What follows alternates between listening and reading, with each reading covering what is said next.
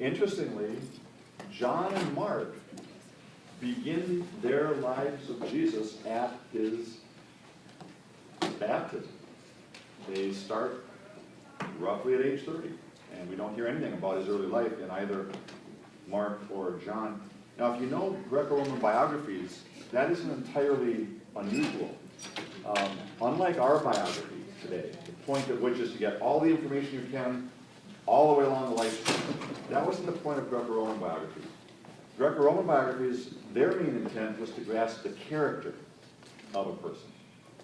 And so you're not going to be able to grasp the character of a person by asking what they were doing at age 2. It's when they grew up and who they became. That's the point of a Greco-Roman biography. So it's not, again, uncommon to see biographies starting later in this, this time and place. But it is interesting that 2 of our 4 do give an account of Jesus' birth, because what's going on for them is this is fulfilling prophecy here. And so the Matthew account, Luke account. Now they differ in some respects. Let's look at Matthew. Matthew clearly focuses on Joseph. Okay, so Matthew starts off talking about Joseph having these dreams, 3 different dreams within the span of a number of verses. One dream is when he finds out that Mary's pregnant, and they're only betrothed, right? So they're engaged, but in their culture is engaged, but not married yet, and here she turns up pregnant. That would, by any normal analysis of the situation, suggest that she had committed adultery and should be stoned to death. But it says that Joseph received a dream in which he was told, no, this is not a problem of adultery, she's with child by God's design. Take her as your wife and protect her. And so a series of dreams leads Joseph to care for this child and actually to get him out of town before Herod's soldiers come to kill the children. He's born in Bethlehem. Both Luke and Matthew agree on this one, which is strange because Jesus' parents are from Nazareth. So they're right up in Galilee, Nazareth, yet they all agree he's born down in Bethlehem, that there was a census that was being taken, and that the way they were doing this particular census is you had to go to the village in which your lineage came from. And since he was of the town of David, and David was from Bethlehem, they were to go back to Bethlehem. And that's, of course, down by Jerusalem, and fulfills the prophecy that the Messiah would come from Bethlehem. So both agree on that point. Now here's a piece that Matthew has that Luke doesn't. A visit of the wise men. The famous, we say 3 wise men. It's not that it says 3 wise men. It says they brought 3 different types of gifts: gold, frankincense, and myrrh. But it could have been any number of folks showing up. And who we believe these folks were Eastern Magi, or the closest label we would have as astrologers from the East. And they're not Jews, they're Gentiles, they're pagans, but they watch the stars, and that's where these recent books have argued that the celestial phenomena they would have seen back then easily would have sort of told them something's happening over in Judea with the king. And Matthew probably recording it because he's writing for Jews, and he's letting the Jews know, look, Gentiles are already recognizing who Jesus is, and you folks aren't. Like, you know, shame on you. They're understanding your Messiah has come, and you're not seeing that. And so there's a really, Matthew has a good reason to put this account in there, to wake the Jews up to what Gentiles even are recognizing. Say, Paul, yeah. How did those 3 wise men come to be called kings? Yeah. I mean, if they weren't kings, they're portrayed as kings. And, right. You know, a lot of songs. That's a good question. Somewhere in Christian tradition, the word magi, which, you know, so it's a word from which we get magic. Mm-hmm. So clearly having to do with divination, all the things you think aren't the things that are godly. True, but God can even work through those means to wake people up. But I'm not sure how they title king, except perhaps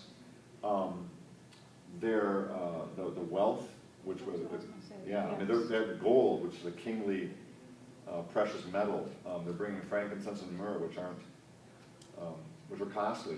So perhaps it's sort of just their economic levels, which suggests there's some kind of ruler of something.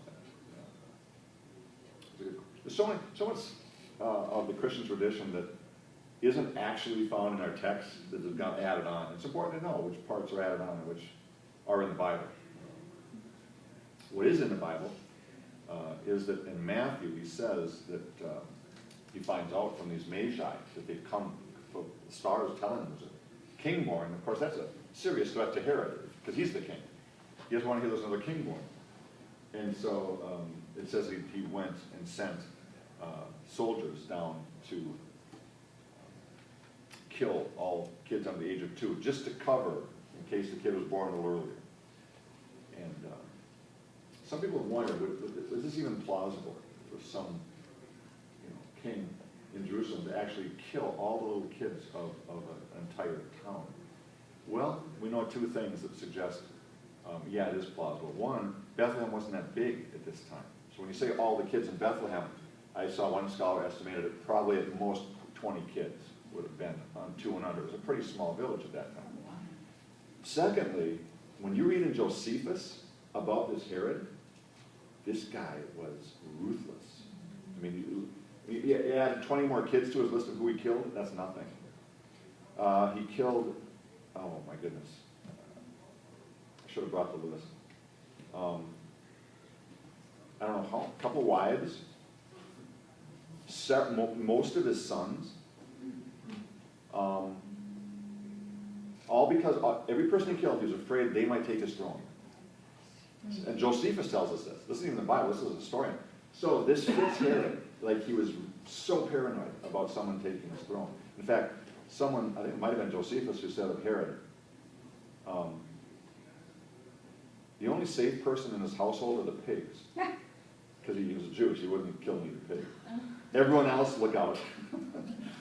So, yeah, you wish you were a pig if you're in his household, because he kills everyone else. So this is the kind of guy we're dealing with. His reputation was such that this totally fits what he would do. So Joseph gets a dream that Herod's about to do this, and God says, leave, go to Egypt. And he flees to Egypt, and that way saves the life of the newborn king, who's just a little infant at this point, or at least no older than 2 years of age. Now Luke is going to give us some different details. I think they're easy to harmonize. It's just that they're, again, telling different aspects of the first couple of years of Jesus' life. Strong focus on Mary here, where where Matthew focuses on Joseph, Luke focuses on Mary, which may be why there's some different details. Talks about John the Baptist being born, who's a relative of Mary, so that John and Jesus turn out to be related. We're often told they're cousins, but the Greek word for the description there isn't specifically cousin. It could be broader, but it's definitely a relative. They're related by blood, Jesus and John the Baptist somehow. And when Jesus is born, it's in Bethlehem again, and this time celebrated by angels and shepherds who come to see the newborn Messiah. Did Martha give birth to John? Did Martha give birth to John? Ah. No. Because Elizabeth. Elizabeth, yeah. That's right. Yeah. And I thought they said it was her cousin. Well, in English we translate it cousin frequently because we don't have a broader, I mean, it could be, I guess what I'm saying is it could be like second, third, that kind of thing. It's extended family. We don't really have words for clan kind of relationships, but it's clearly related by blood in some sense. Luke makes a point of telling us that Jesus presented at the temple on the 8th day. And of course, see, for all of these folks, it's going to be very important that we see that Jesus fulfilled the law. And so from the very first law requirement would be brought to the temple, circumcised, and dedicated on the 8th day. Jesus did that. He's fulfilling everything that the law requires of him. Simeon gives a prophecy there that Jesus will bless Gentiles and Jews. You get this Gentile theme that keeps coming that the Jews wouldn't want to hear, but Jesus was very clear that was part of his ministry. And finally, the family returns to Nazareth. In Matthew, they eventually return to Nazareth via Egypt. Luke just lets us know that finally they get back to Nazareth. So different takes, different perspectives, different details. Focus on Mary, focus on Joseph. But you put it all together, and it's easy to see they're talking about the same person, the same life, just different aspects of these first days. So, Yeah. Grace's trying to tell me that the difference in Matthew and Luke, the genealogy that they go Okay. through, is because one is Joseph's lineage Ah. and the other is Mary's lineage. Okay. So, but this was a male-dominated society, so why would they even track Okay. her parentage? Good question. Good question. We're moving to the genealogies, which raise a lot of interesting questions. Let's look at the two genealogies, because both Luke and Matthew have genealogies. Start with Matthew's. This is found. This is the opening of Matthew's gospel. As he starts with a genealogy. Remember, this is the gospel written to Jews, and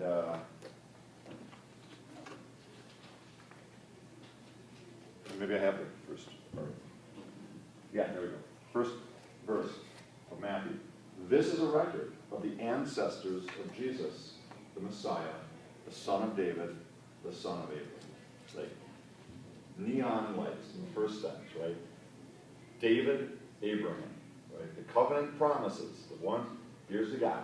He's fulfilling the promise of Abraham. He's fulfilling the promise of David. This is the covenant king that we've been waiting for. And then the genealogy starts off right there. Now, what Matthew does is some interesting things. First, he includes 5 women in his genealogy. This is very rare. You're right. This is a this is what's called a patrilineal society, where it's not only male-dominated, but males are the only ones who carry the official or can pass on the bloodline. If you're a woman and you're born of a say this is your father, you carry his blood, but you can't pass on his blood. You end there, and you now marry a man, and you pass his blood on. So it's always father to son to father. That's how. So the fact that 5 women turn up in this genealogy is fascinating because it wouldn't have mattered to them in terms of a regular genealogy. And it's really interesting who these 5 women are. It's it's Rahab, and it's Ruth, and it's Bathsheba, and it's Tamar, and it's eventually Mary. Those are the 5. And people have wondered, well, why these 5? And why any women at all, and why these 5? One proposal, and I think there's something to it, is that, Mary had this stigma. She was known to be pregnant prior to the final wedding with Joseph. And for those who didn't believe that it was a miracle, there could be a stigma attached to her, perhaps through her life. And so what's interesting about these 5, the other 4 women that's mentioned in this genealogy is each of them are biblical figures who had something either overtly or possibly covertly shady about them with regard to their sexual dealings, right? Rahab's a prostitute. Ruth goes into Boaz's bedroom at night.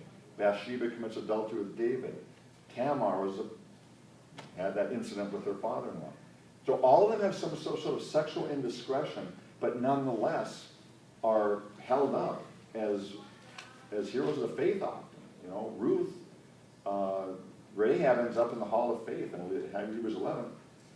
They're redeemed. And so I think I agree with the scholar who says it looks like what's going on is Matthew's reminding people that even people with questionable backgrounds, not that Mary did have one, but that even if she's got that stigma, God redeems women who are faithful to him regardless of what their reputation is. Reputation doesn't matter to God. It's faithfulness that matters to God. So I think that's one way of explaining why these 5 women all end up in this genealogy. Another thing that Matthew does, he traces only back to Abraham. Actually, he starts with Abraham, and then traces forward to Jesus, and goes, when he gets to David, the son of David, he picks to trace through his Solomon. And that's going to be important, because Luke's going to do something different there. So it's from Abraham to Jesus through Solomon. Now, it's also interesting that he arranges the genealogy between Abraham and Jesus into 3 groups of 14. Why? Best guess we have is that David's name in Hebrew, remember there's no vowels in Hebrew, it's all consonants. So the DVD would be how you spell David. And in Hebrew, just like Greek, there's numerical values to letters. And so the numerical value of David's name is 14. That's the Davidic number. And so Matthew arranges 3 groups of 14, basically saying David, David, David, even in the numbering of how he's doing this. So probably what Matthew's doing is he's not getting every single person in the genealogy, because that doesn't matter. What matters is the bloodline. So as long as he has 14 here, and gets to Jesus, he can use the 14 sort of wake people up to the Davidic part and still get the bloodline connected from Abraham all the way down to Jesus. So in a way, it's like saying that the genealogy didn't have to be exact. Well, not exact in our sense. Exact for their sense was, if you skip a generation, that doesn't matter as long as the grandfather was connected to that son, to that grandson. Because bloodline, patrilineal bloodline is all that matters. They're not trying to do what we do on Ancestry.com, fill in all the blanks. They just want to know, I can get from the end, the beginning to the end, and it's all one bloodline. Because now we're talking about inheritance rights, we're talking about promise being fulfilled. They're not, again, trying to fill in all the blanks like we would. That's not their concern, really. I missed what you said. For David's name, where you got the D in parentheses and the D in parentheses, what was it? So the Hebrew letter that corresponds to our D Oh, has a numerical value of 4, oh, and then the letter B has 6, and then the D again. So David, that's how you spell David in Hebrew is a D-E-D. oh, There's no vowels in Hebrew. oh.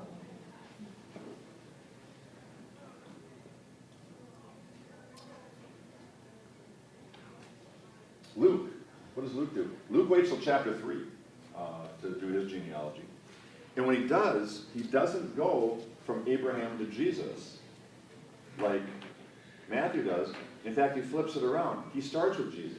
So he doesn't end with Jesus, he starts with Jesus and goes backwards in time. And then he goes right past Abraham all the way back to Adam. You know, for Luke, this makes sense. For Matthew, this is Jewish audience. He wants to get them to believe son of David, son of Abraham. And once you get son of Abraham, that's all you need for a Jew. For a Gentile, they're not Jewish. What do they care about? They would care about going all the way back to the first human being before there's Jew or Gentile. In other words, this is the Savior of everybody, not just Jews, right? So this is a much more Gentile-friendly tracing of his lineage, all the way back to the first human being, from which all human beings come, Jew and Gentile. That's really Luke's message. He's not just a Savior of the Jews. He's a Savior for he's the new Adam. Let's take him right back to Adam, because this is the new Adam. All of us are summed up in Jesus Christ if we simply say yes to his invitation. Was this Nathan the prophet? No, this is Nathan, David's son. Okay, that's what's interesting. So David, they both come to David, but then they depart. One goes to be a Solomon, one of his sons, the other to be a Nathan. And people have wondered, why did he do that? So we're back to the question, Sherry. Why the differences in the genealogy? Now you could say, well, there's the one difference, is that Luke's is longer, because he goes right past Abraham to Adam, and that's true. Luke's has many more names than does Matthew's, because he's just tracing farther back. But not all the names are the same. And in fact, what's fascinating is they both start with Joseph. So Jesus, his father was Joseph, and then as soon as Jesus' grandpa, they have different names. And it starts right there, and most of the names are different. And at least until you get back to David, then they start being the same again. Between David and Jesus' grandfather, it's a different list. And this has caused a lot of curiosity over the years. Now, it's pretty clear perhaps why, because they go with two different sons. In other words, the claim is Jesus was actually related to David two different ways, through two different sons of David. Now, why though? Why the importance of tracing two different ways back to David? One answer is, well, one lineage was Mary's and one was Joseph's. In other words, both of his parents could trace their lineage back to the house of David. And that is a potentially plot. We don't know why. It doesn't say why. So we're left to speculate on why this is the case. But that's one of the common answers that have been given. And some of the reasons people say that is, let's take Matthew's genealogy, for example. There's 14, and I said there's a third 14, but there's not really. There's 13 plus Mary. If you add Mary in, it says Mary, like Joseph, the husband of Mary. If you add Mary in, then she becomes the 14th and completes the 14th set. So there's different clues like that. Or another, I forget which one, if it's Matthew or Luke, but one of them says, the son of, and when it gets to Joseph, it says, supposedly the son of Joseph. Jesus, supposedly the son of Joseph, like letting us know it's not, like, yes, he was sort of his father, but not really. Which means Mary's the one that's really the important one here. So it's clues like this where you can go, oh, okay, they're trying to signal to us that in a patriarchal culture, we would never do a matriarchal lineage. Mary really is the one figuring in here, because she's the one who's actually giving birth to Jesus, not Joseph. So that's one answer. Here's another answer that has been proposed to explain this.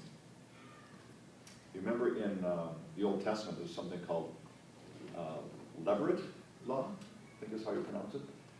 It's the law that says if there's a couple brothers, and one of the brothers marries a woman but dies childless, it's up to the remaining brothers to take his wife and by her bear a child that will be his lineage, not the actual bearers. So it's keeping the dead brother's lineage alive via his wife. Some suppose that happened to, how do we say this? So, Joseph's mom, here's the theory. Joseph's mom married a man, he died, and his brother then married her in order to give that first brother a lineage. And so what you have is one of the lineages being Joseph's natural father, and the other is legal father that should have been his, but he died before he gave birth to Joseph. And that those would be the two lineages that would trace back to Nathan and David. Nathan and Solomon, and both are David. So that's been another, that's a very Jewish thing that could have happened, sort of thing. But again, we're not sure. We're just left with these two genealogies that are diverge right away and then come back together with David somehow. So it's fascinating.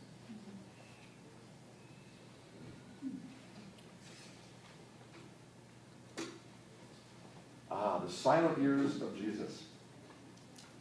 You know, you'd never guess that if the Son of God is going to make an appearance on planet Earth for about 33 years, that for 30 of those years you hear nothing about him. Well, one thing, he went to the temple at age 12. But that's really it. I mean, we have the birth accounts. Then we hear this amazing 3-year ministry and the death and resurrection, and between birth and 30 years of age, we hear one event. It's just fascinating to ask the question, why? What does that mean? So during these silent years, we have this one visit of Jesus at age 12 to the temple where he's left behind, because it turns out he's sitting there talking with the priests and the religious leaders, and this is what he considers to be his father's house. Why wouldn't he be here, right? So it's this interesting little narrative about Jesus' early life. All of There also, yeah. isn't there also a reference to Jesus being in the temple as a baby? Yes, so he is circumcised on the 8th day, or presented on the 8th day. So that's still part of the birth narrative. Okay. So I'm saying, once we leave the birth narratives, then the next thing we hear in terms of a detail is this age 12 thing. Okay. And then we're told in Matthew that he's a carpenter. And we're told in another verse that his father was a carpenter, and that's exactly what you'd expect. You'd expect his son to follow in the father's trade. Jesus would have apprenticed under Joseph for a number of years, which means probably in his early teens, he's already started to work with Joseph and learn the family trade. So it's natural. This is how it happened in peasant villages in the first century. So we know he did. It's actually, we translate this word carpenter historically, but the word actually is a broader word in the Greek. It can mean a range of things, of builders who work with their hands. So that means it could have been an iron worker. There's just a range of building sort of skills this person could have had. I guess this is just an interesting thing, I don't know whether it's true or not, that somebody said that he may have even made crosses. Yeah. From And that- crucifixions. Right? Because, it's not like Jesus was the only one. And they did We have that a lot. record, in fact, we have record of, this was in AD 6, so when Jesus would have been just a kid, that there was a rebellion in Galilee, up in his hometown region, of Jews rebelling against Rome. And Josephus tells us about this, and says that 20,000 Jews were crucified. 20,000. He said the roads were lined with. That seems hard to even. I know, yeah, and that's the kind of thing Rome would do. And we talk about the different ways in the past how Assyria and Persia and Babylon would control their populations. Well, Rome had a fourth theory. It was this: you let them do what they want to do. You don't exile them. You don't take them away. You just let them live where they're living. You just ask them two things: one, pay your taxes, and two, don't rebel. And if you do that, we'll let you rule yourselves. In fact, they did. They let a Jewish high priest kind of run the country. Now, Pilate was there, but Pilate stayed off on the sea coast. He was always on the coast except at Passover. Then he'd come into town to kind of keep peace. But Pilate wasn't messing with their daily life. Rome just liked to live and let live. But their deal was this: we'll give you all the incentive in the world to not rebel. We'll let you run yourselves. We won't, overly tax you. They were, relatively fair as far as tyrants went. But their deal was, if we get any hint of rebellion, we will come in and we will squash you. And they were just ruthless. The crucifixion was their main kind of terrorist tool. Because it was beautifully designed to lead, if you do it right, we think of, nails going through, no, it doesn't kill you, that's the point. They know how to miss the arteries. They put you up on that thing, and the point is to keep you alive, sometimes 4 or 5 days, just hanging there. You die eventually of suffocation. Because what's hard about it is to breathe, you have to pull yourself up on the nails to get you can breathe in, but you can't breathe out until you pull yourself up. And that's how you exhale, and then you sag back down again. And you only die when you can't pull yourself up anymore. Didn't they also break their legs so that they couldn't pull themselves up? Yes. So if you're a Jew, so they're doing this all over the Roman Empire, right? But if you're a Jew, you know that your law says you cannot leave someone hanging on a tree overnight. So they appealed to the Romans and said, do not break our law, please. Let us die before the night comes. And the Romans apparently were willing to do that for the Jews. So all you have to do is break legs, and then they can't lift up anymore, and they suffocate within a matter of minutes. And, when they went to do that with Jesus, he was already dead. But that was rare. Jesus only lasted about 6 hours. Days in other parts of the empire would be days. For a Jew, it would usually be at least until nightfall when they break the leg. But that fulfills the prophecy that his bones. Yes, yes. Isn't it significant besides that he died early compared to Some have said so. There was actually an interesting article written in the American Journal of the American Medical Association. There we go. Like the premier medical journal of America, by 2 doctors who did what they said was, if we had the transcripts of the New Testament, Gospels, what would we say was the cause of death of this, right?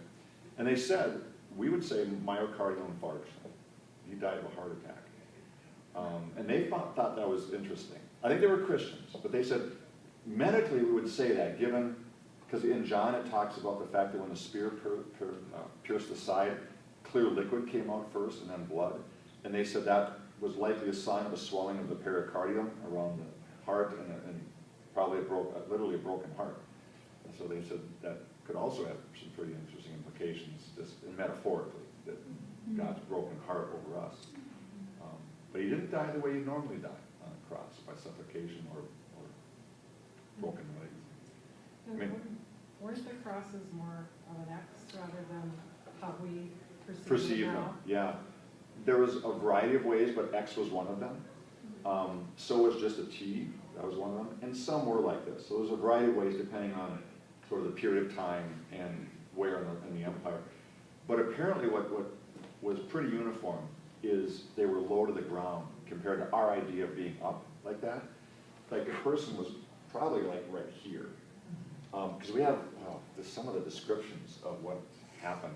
When you're there for a couple of days, if you're not a Jew in Samaria or somewhere, and you're there for a couple of days, part of the whole point was to humiliate you and to so terrorize your neighbors and friends as they look at you dying for 4 days, you never rebel. Like that's the point, is just to free people out.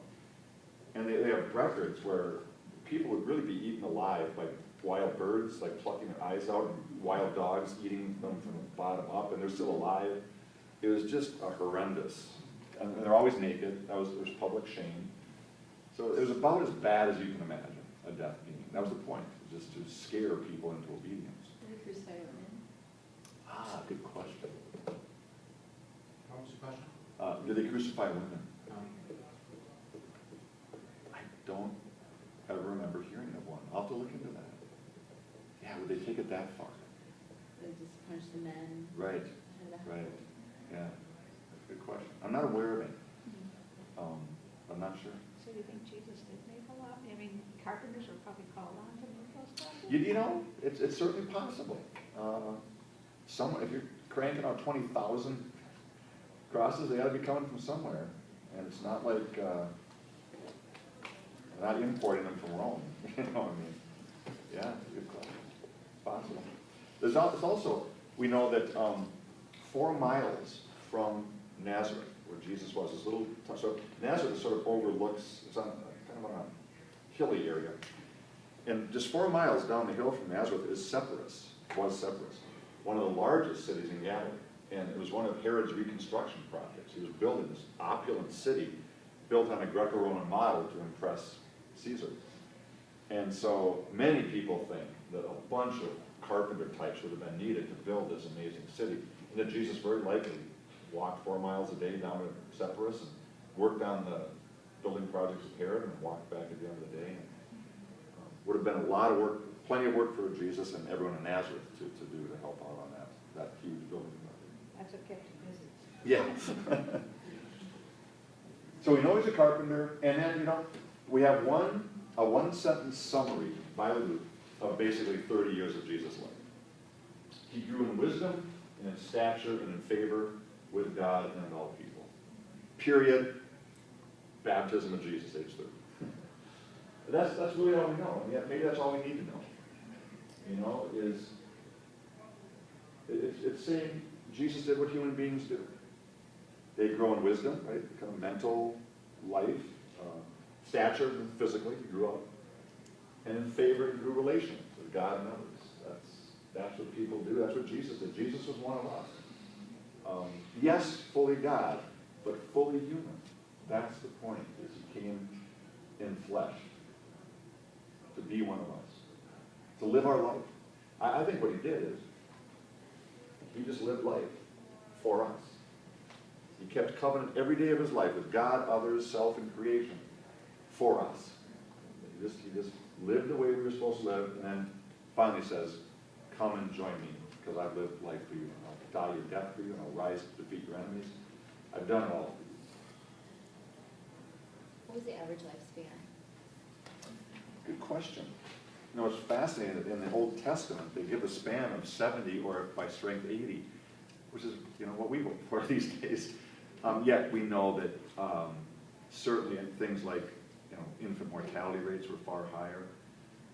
And just generally, you could have things of disease and plague that would lower rates. But, human bodies could still be expected to be roughly what we are unless something like a disease or famine. There's just a lot more things that could take you early, I guess, in that cultural context. I've heard things like somewhere around 45, maybe was average. But it's hard to say. It depends really on sort of the year and populace. Yet in the Old Testament, we live, what, 900 years? I mean, Yeah, before the flood, right? Yeah, the long periods of time before the flood. So we pretty quickly in the Gospels hit the baptism of Jesus. This becomes something all four agree on. A crucial moment was Jesus' baptism by John. And this is interesting because to baptize someone, to let someone baptize you, was really to come under their authority in a sense. And the fact that Jesus' disciples write in their Gospels that John baptized Jesus, not that Jesus baptized John, could be perceived as a little embarrassing. I think this is one of the hallmarks that tell us the Gospel authors just told the truth. Because it would have been very convenient for them to leave the baptism out or even flip it around. But what this looks like is that John is really the one who's in authority and Jesus submits. Now, as we find out, there's reason for that. But still, in that world, this was could be a less than stellar moment for Jesus when he's submitting to someone else's baptism, meaning submitting to their message, submitting to their authority, all of that. And so I think it's interesting. All four Gospels agree that Jesus submitted to John's baptism. How do they interpret it? John comes announcing a baptism of repentance and forgiveness for sins. And eventually, we're told in the Gospels, announces the arrival of Jesus as Messiah. So, and what's interesting is, again, Josephus talks about John the Baptist. Says he was out on the Jordan baptizing. Lots of people were coming out to him, Josephus says. So we have a corroboration of this event by Josephus. Some have wondered if John was perhaps from the Qumran community of the Dead Sea Scrolls, because that's kind of out where he probably was baptizing. And we know the community was living out there, of these ascetics who lived in the desert. And, we don't know for sure, but... Does Josephus write about John the Baptist at all? Yeah, he mentions John. Talks about his ministry, talks about him being beheaded by... Remember, there's two Herods. Herod the Great was the one who was trying to kill Jesus as he was... yeah. But then he died in 4 BC. His son, one of his sons, was also Herod. So in the Bible, there's two Herods that we got to keep straight. One's the dad and Was one's the Herod the son. of Antipas? Yes. Yeah. Yeah. Is that the town where he came from? Let's see now. I never understood what Antipas was. Yeah, that's a good question. Because what happened when Herod the Great died is he was the sole ruler over all of Galilee, Samaria, and Judea. But when he died, he divided his kingdom up between his sons.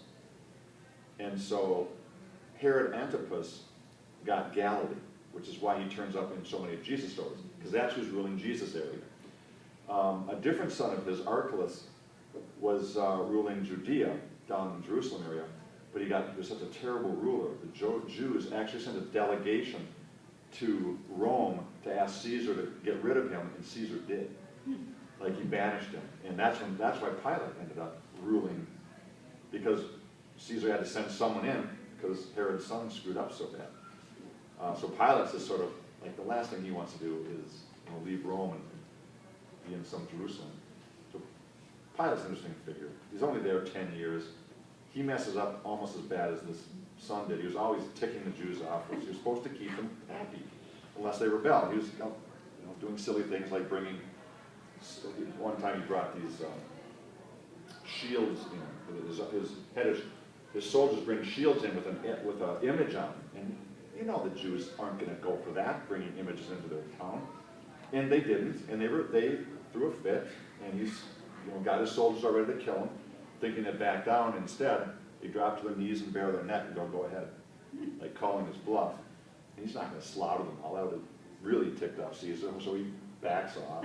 He's always doing his little games with the Jews. He finally gets shipped back to Rome after really messing up.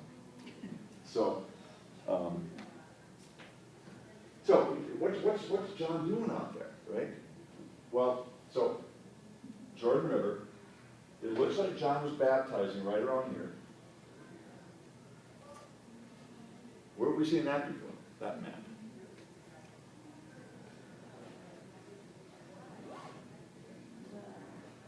Oh, when he went, was that when Jesus went and talked to the gal at the? Oh, okay, so Samaria is going to be Oh, that's. on this route, Crossing the Jordan. crossing the Jordan, right? So this is when the first generation Oh. refused to go in, and their kids finally under Joshua, the conquest, right? They went into the, this is so frequently, we find that for years, when Jews want to do something significant again, they go back to the place where it all started, and they cross the Jordan again. This is the new conquest. This is John saying, we had to go back to where we started, the wilderness. Oh, yeah, that's where I'm baptizing. That's where repentance starts.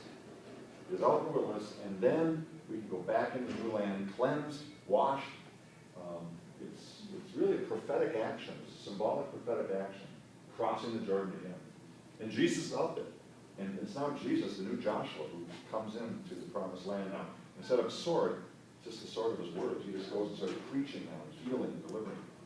So he's the new Joshua. We'll see he's the new everything, right? The new Adam, the new Joshua, and Moses. He's doing everything they did in superlative, fulfilling ways that never happened before. So, Yeah, if, maybe you're getting to this, I'm gonna hang on to this question. for baptism? Okay, yeah, because now let's talk a little bit more about Jesus' baptism in particular. So remember, the text says he comes to John to be baptized, and John says, no way, I'm not baptizing you. Why is John going to have a problem baptizing Jesus, do you think? He doesn't feel worthy. Okay, our texts say that John was quite aware that although Jesus was submitting to his baptism, the truth was John was under Jesus. And that's not going to look good. So Jesus, come on, don't do that.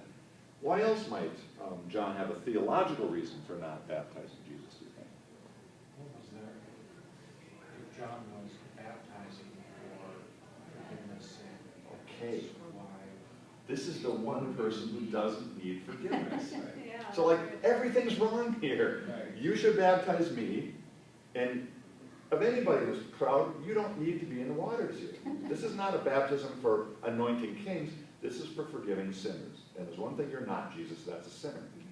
So there's really good theological and authorial line reasons not to do this. Right? This is baptism for sinners. Yet, Jesus insists. And his answer is, John, do it. For in this we shall fulfill all righteousness. What's that? Religious sounding language. What's he saying? Remember, fulfill, you know what that is. Something that's been promised that's going to happen. Righteousness, right relationship, covenantally proper relationship. John, by doing this, we are fulfilling promises made righteously. Right. This is proper. I know it doesn't look it, John, but let's summarize. Jesus saying, this is the first step of what's going to be a long series of steps of me starting to look like a sinner. Because I'm starting to identify already right here in these waters with the sin of my people. You think this is bad? Wait till I'm on the cross, taking the sin of the world. This is just the beginning, John. But it starts here. I start to identify with my people right here. Eventually, I'll take their sin, and guess what? I'll give them my righteousness. It's going to be the grand exchange. And it starts right here in these waters. Then John says, okay. Then he's like, oh, bring it on. I got you. He's all cool. And it says, as he comes up out of the water, he hears this voice from heaven saying, this is my beloved Son. Voice of the Father, speaking from the heavens. This is my beloved Son, whom I'm well pleased. Remember that promise to David, and he shall be a son to me. The Davidic covenant promise. That's the words, the language the Father uses. Here's my Son. Fulfilling the Davidic promise here. This is the one, the anointed Messiah that I said would come from David. And then, it says the Spirit descended upon Jesus as a dove. That's interesting. The word, why a dove? Remember, if Jesus is being anointed as king here, because this is kind of his moment to say, here's the king. Remember how a king was chosen.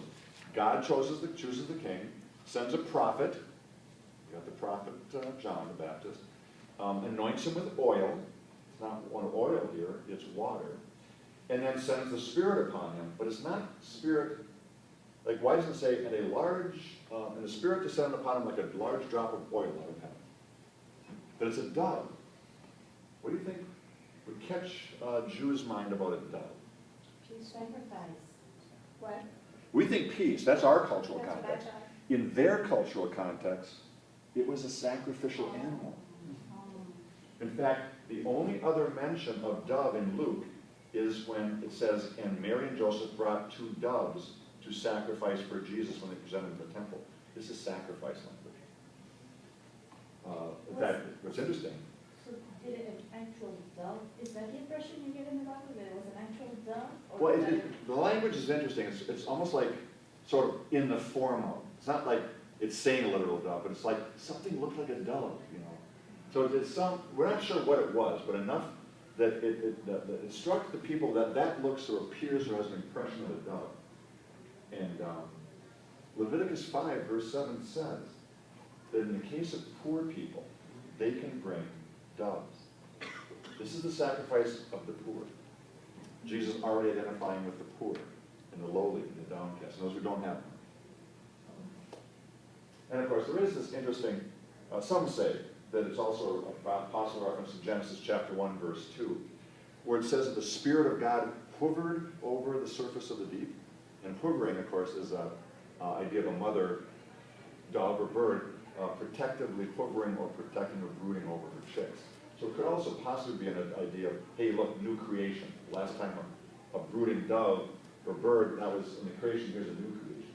That's possible, but I really think the sacrifice connection is what most people would have picked up here, is that this king is also the sacrifice. And that is so not what you'd expect in the Jewish culture. A dead king is no good, you know? It's like, how can he be both king and sacrifice? That's the mystery of God's plan in Jesus, is the one who is the sacrifice is also the king. He needs the sacrifice before. Yes, yes, of the masses. It's the new covenant. Yes. This all starts coming together in Jesus, right here in his baptism and stuff. And then, now remember what happens. So the king to anoint, God calls the king, sends a prophet who anoints him, and then the 4th step is, and he goes out into a publicly recognized battle where he's victorious. It says, and the Spirit immediately drove Jesus into the wilderness. Right? Now what do we know about the wilderness? 2 things. It represents 2 things in the Old Testament. Place of testing, because that's where Israel was always tested, and it's come by this time in Jewish history to also represent the place of demons. Demons are pictures living in the desert. That's why Jesus says if you cast a demon out, it'll go through dry places, desert lands, and then come back and want to get in again. But that's where they normally go to if they're not inhabiting something. So desert represents place of God's testing and the place of spiritual battle, because that's where the demonic is. So it's not surprising when Jesus goes there, there's where he meets Satan, in the desert. So the battle Jesus goes into is not a flesh and blood one with a sword. It's a spiritual battle with a foe much greater than Goliath. He's going to the foe of all foes, Satan himself. That's where Jesus is public. See, it's not public. It's a private engagement between the enemy and Jesus is victorious in this particular setting. So it's taking all the themes of the normal king stuff, but turning them on their head. Sacrifice, not, military victory. Spiritual battle, not physical. Alone in the wilderness, not in front of all the people, yet this is the king. This is God's kind of king. I like that, because that's that one Bible verse that says, my ways are not your ways, Yes. your ways are not mine. And we see this right from the beginning. And it's not that his ways don't make sense. It's just that his ways are so much more cosmic than ours. We think that, a little parcel of real estate. And he's thinking, the entire universe I'm taking back from the sin. And so, what does he do? He prepares for the battle. How about let's not eat for 40 days? See, if you're going to a physical battle, that's stupid. Right. If you're going to a spiritual battle, that's wise. Right? 40 days it says he fasts. It's not until the 40th day that it's funny. It says after 40 days he became hungry. I had the impression he fasted before, not before going to this. Before the temptation. Yeah. Yes, that's what the text says. The 40 days fasting, then Satan came to him. Yep, you're right. And I don't want to push details too hard here, but it's interesting that it says, in 40 days, and then he became hungry. And I want to suggest that one could read that and go, "Whoa, I become hungry in 4 hours. He can go 40 days." Boy, we're talking about a supernatural Son of God here. I don't think that's the point. If you read any journals of people who fasted for long periods of time, you're hungry for maybe a day or 2 or 3. But once your stomach kind of shuts down and you start feeding off of reserves, you can really go into places where you're not hungry for quite some time. When the hunger kicks in is when your reserves are used up and you're now moving into starvation. You're living off living tissue now. If you don't eat soon, things will start shutting down, blindness and kidney failure. So I suspect that what it's signaling isn't, oh, Jesus is so much better than us, he can go 40 days before he's hungry. No, he was probably hungry, but he really was hungry when the starvation started. So he's in a very weak state, I think is what the text is suggesting to us. Weak physically. But of course, the whole point of fasting in the spiritual tradition is that this prepares you. This is, as weak as your body is, almost like exponentially, your spirit is stronger for self-denial and self-discipline and